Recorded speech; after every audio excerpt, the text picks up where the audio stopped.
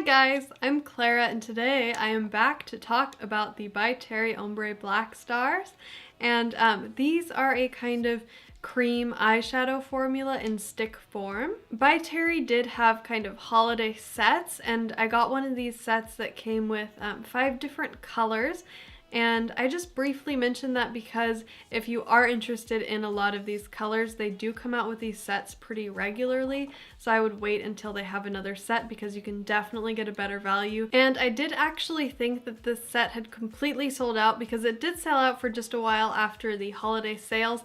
But now I see that it is back on Beautylish for $155, which is kind of the original price they were asking. I was able to pick it up for $100 when it was on sale, but $155 if you are interested in most of these colors is still a really good deal. In this set, that brings each one of them to only $31, so you're saving more than 10 bucks on each pen if you buy them in a set, and normally they are, I believe, like $44, so it's a pretty good discount that you can get if you wait for a set, and even better if you like wait until they're on sale.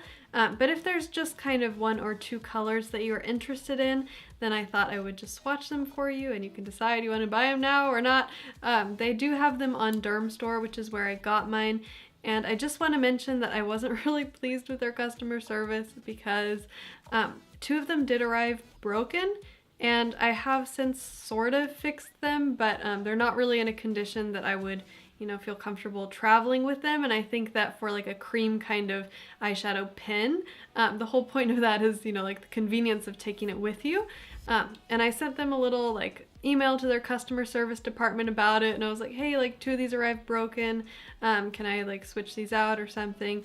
And they never replied, which I just, at that point I just kept them because the set was already out of stock, and it's okay. But I just, you know, I wish they had at least replied so that we could talk about it. And I know that it's not just me that has had these problem with these pens arriving broken. Before I ordered them even, I was kind of like reading up on some reviews, and I remembered after the fact when mine arrived broken that a couple people had mentioned that actually in these pens they have like this cream eyeshadow stick, and it came unstuck from the base, so the whole stick was just like flopping out. You can sort of push it back in and it will sort of adhere to the base, but that's just not very reassuring if you're traveling with it. It's rolling around in your bag. You can see how that would easily come out, and if you open it, maybe it'll fall on the ground or something like that. And yeah, probably once we get down pretty far into using this, it's just going to come off and there's going to be nothing I can do about it. But let's talk about the actual quality of this product and see if you think that it is worth the full price of buying one of these pens, if you like the color, things like that. So I will start with the lightest shades in the collection, which are the ones I was most interested in. I was going to pick up these 2 anyway, and it was going to be about like $90 to get just the 2, so I got the set with 5 in it for $100. That was okay with me. And these 2 are the ones I was most excited about, and unfortunately, these 2 are the ones that arrived broken. It always happens that way. But I've since fixed them. They're okay to use. This first one is called Blonde Opal. Oh, and something that I forgot to mention, which I should, is that each of these are actually made with real pearl like pieces. That sounds terrible. With like ground pearl. I'm not doing this right today, guys, but you know what I mean. Like they have actual little bits of ground up pearl in them, which gives them their shimmer. And so this one is kind of like a white pearl. I'll roll this up as far as I dare.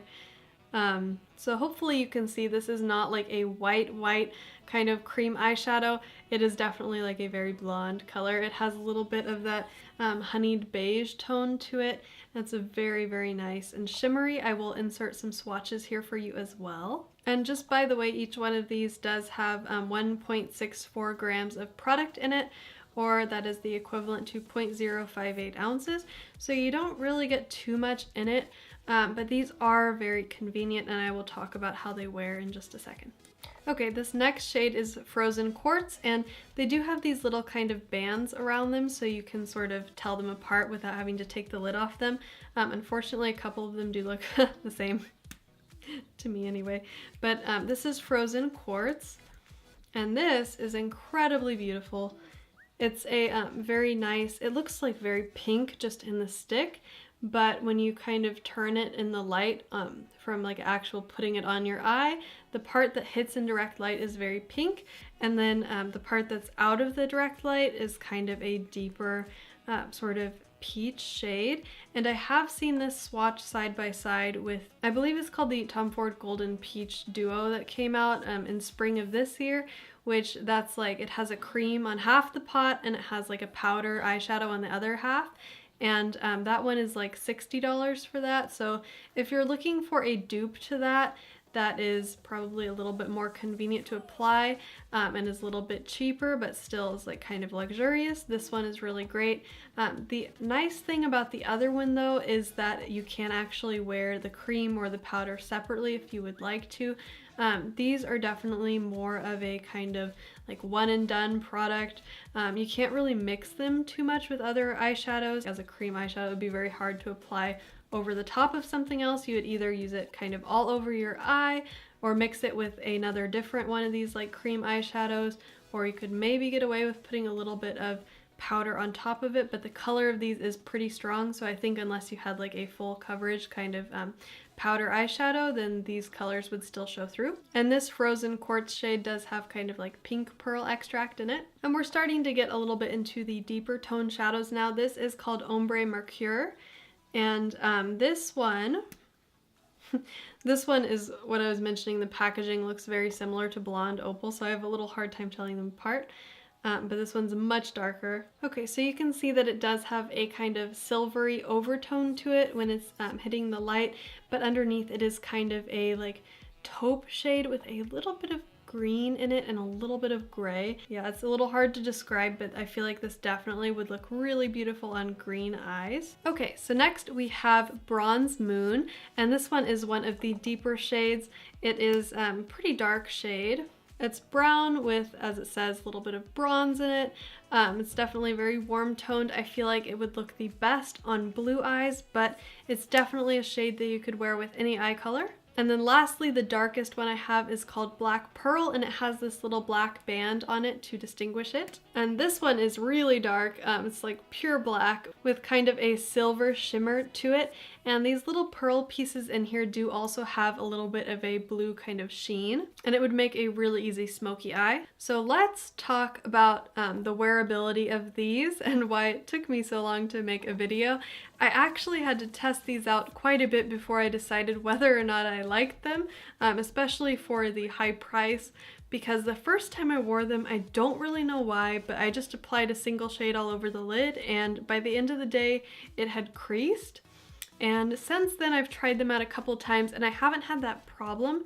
I don't know what it was, if my eyelids were like especially oily that day or something, but definitely if you have oily eyelids like I do, you will need a primer. But I wear a primer whenever I put anything onto my eye, so it's not really a big deal for me. I wore the Too Faced Shadow Insurance primer and that has fixed the creasing problem. When you're wearing any kind of like cream eyeshadow and you do have oily eyelids, you should expect to wear a primer. So that doesn't really bother me, even though these are like kind of more expensive products. I don't see why you should really ask your product to work without a primer, especially if your eyelids are really oily. It's just a step that you take, like moisturizing your skin before you apply makeup. It's an extra step, but if you want it to look the best, it's just what you do. I do think if you have like really dry eyelids, then you could probably get away with wearing these without a primer though. And as for like the actual application of these, they do blend out really easily. They have enough working time that they don't dry out while you're kind of smudging it, so you don't get like a harsh line on your eye. I would say though, like once you touch it, the color does kind of get less intense, and so if you want like a really intense color on the center of your eyelid, then you can't like really blend out the whole thing. You should just blend out sort of the edge and just leave the part that you want really intense untouched. I did also try mixing a few of these together to see how that would turn out, and it was surprisingly easy. I did use kind of a very stiff brush. I actually used one of my really cheap e.l.f. brushes just because it was like very stiff, and I felt like for kind of a cream shadow, you really need a brush that's going to pick it up and move it, just because it was smaller than my finger, so I wanted a little bit more precision. Just something to note, it was like pretty hard to clean out of the brush. If you like are trying to use a really expensive brush with these, I probably wouldn't do that, just because it's going to be a little bit of a pain to get out. Anyway, the combination that I used, I actually put the shade Blonde Opal into the inner corner of the eye, and I put it up into my crease to kind of blend out and make like that transition from like shimmery shadows to my brow bone a little bit easier. And then I blended that out. And then I put Frozen Quartz just on the inner half of my lid and blended that one into Blonde Opal with the brush again. And that was pretty easy to do. I just blended the edges. I left the middle untouched. And then I put the shade Bronze Moon on the outer half of the lid. And I'm just going to show you the kind of color difference in these. So you can see that the Frozen Quartz shade is definitely a little bit lighter than the Bronze Moon shade. I feel like there's a more intense difference when you put them on your eye too. The Bronze Moon looks like a very like medium shade brown, and the Frozen Quartz is a kind of lighter pink. But when I blended them together with a brush, they just blended together beautifully. I didn't have any awkward kind of like line where the darker eyeshadow and the lighter one met. They just blended together so smoothly, and it blended really well into Blonde Opal, which is definitely a lot lighter than it. Overall, I would say that these are like really easy to use. They're very quick if you don't have a lot of time in the morning. I would take them traveling if I could be sure that these wouldn't get shaken around too much, because like I said, they kind of are known to come loose from the base of the eyeshadow, and you don't want it with something so expensive opening up the lid and dropping your eyeshadow onto the floor, you know? So that's the only kind of con that I can think of with these, besides of course the price. I don't think that I would pick one of these up at full price, because I feel like $44 for an eyeshadow stick, which is good, but I feel like it's not like fantastic. Like the quality to me isn't really there if you open it up and your eyeshadow like falls out, it comes unattached.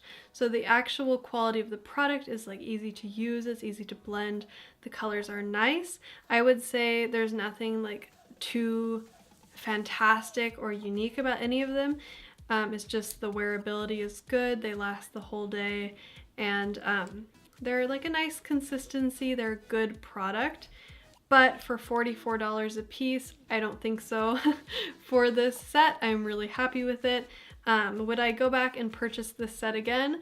For $100, sure, I would leap on that, because that makes them each like $20 a pen. You're saving like $15 on each of these, and that makes them really comparable to a lot of like cheaper brands. But I feel like these are a little bit more expensive than most other brands without having like a really good reason for it, if you know what I mean. There's definitely a lot of good cream eyeshadow pens that you can try out from like Charlotte Tilbury, Laura Mercier. Marc Jacob has cream pens like these, which I adore. I think that they are actually like $28 a pen though, but the point being these are more expensive than any of these, so I think these are best picked up in a value set and not individually. That's all I'm going to say about that. I hope that this video has been helpful to you. I hope that you have enjoyed seeing the colors and that it has helped you make up your mind of whether you need these in your collection or not. I will definitely be back really soon, because a lot of the spring releases are actually coming out in January, which is really exciting. I feel like they're coming out earlier this year than last year, but I'm not sure. Maybe it's just me. If you know why they're doing their spring releases so early this year, please leave a comment in the comment section below and let all your fellow watchers know. I feel like we just got over the holidays and they're already bringing out the spring collection, which is okay with me because I really want to get my hands on those Guerlain meteorites. They look so cute. And there's also a really interesting new product from Becca. It's the First Light priming filter, and that is like this violet kind of like shimmery primer, and you know me, I'm like all about that purple violet life. I feel like it looks really, really good on skin that's kind of yellow like mine and is a little bit dull. Purple just brightens up so nice. So I'm really excited to pick those up for you, and I'll be back very, very soon as I get them into my little hands to do a review for you. So don't forget to give me a like and also subscribe if you have found this video helpful. I will be back very, very soon to talk to you. I hope that you all are having a great day and a great start to this new year. Bye!